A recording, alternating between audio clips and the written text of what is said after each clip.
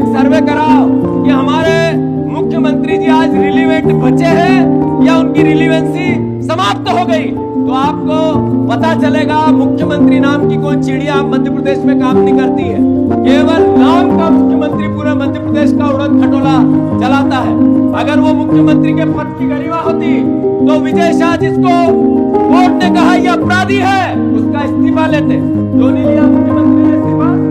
अगर उन्हीं के मंत्रिमंडल के सदस्य को कोर्ट ने कहा यह अपराधी है, तब भी मुख्यमंत्री से कुछ एक शब्द भी नहीं निकला।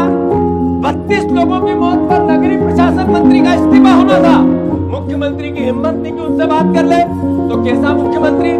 अरे 26 छोटे छोटे बच्चों ने दवा, अमृत जैसी दवा, जान बचाने वाली दवा, उससे पीकर मौत हो गई। तड़प तड़प के मर गए बच्चे। स्वास्थ्य मंत्री से एक शब्द नहीं पूछ सका हमारा मुख्यमंत्री। तो फिर